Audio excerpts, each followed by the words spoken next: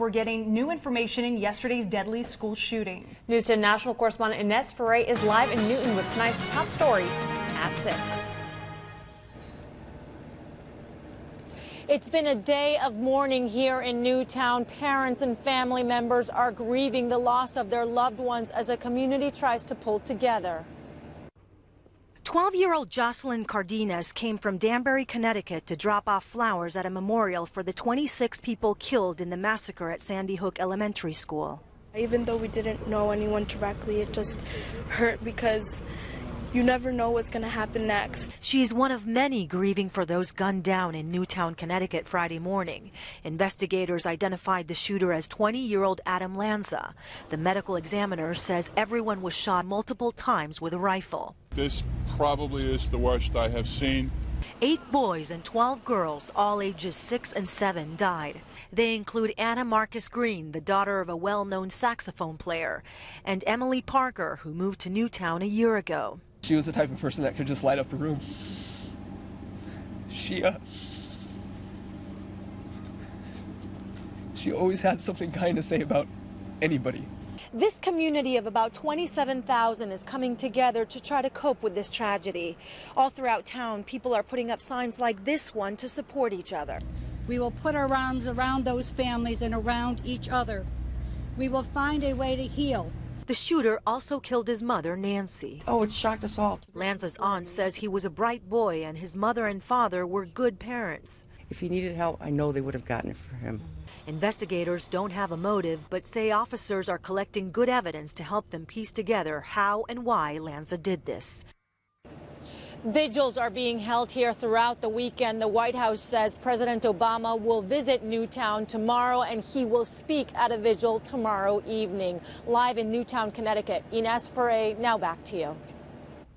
In Newton, the emotional impact of the shooting is one that hasn't sunk in for many residents. News 10 national correspondent Jeff Glore has their stories.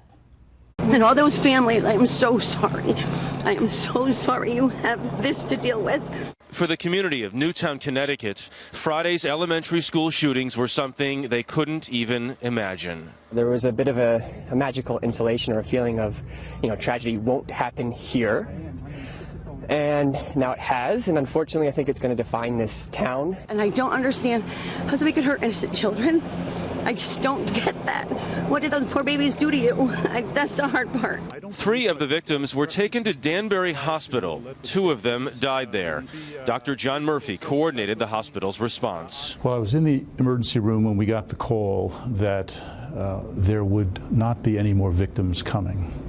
And that was a devastating call to get. And the room fell silent when we shared the news. And there was a moment of deep grief, recognizing what that meant. That most of the victims couldn't be saved. That's correct. And so they were mourned.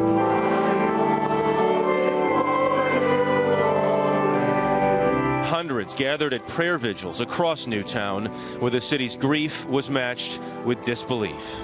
All I can think of is they were excited and they were getting ready to celebrate Christmas. Second worst massacre in our history in my town. I think I've cried out my tears. We've all been crying probably since this morning. From parents whose children had escaped the day's horrific events, like Brenda Lebensky, a different emotion. Oh, I have no words. No words. I feel, in some respect, guilty because I have my baby here. And I'd help anybody who needs my help, and I feel terrible. Tonight we're learning more about the suspected shooter in the case. His friends say he was socially awkward and very quiet, sometimes making those who didn't know him uncomfortable. The suspect lived at home with his mother. His older brother, however, was out of the house and had a job. Adam Lanza had his brother's ID on him at the time of the shooting, but investigators don't know why yet. Lanza is dead.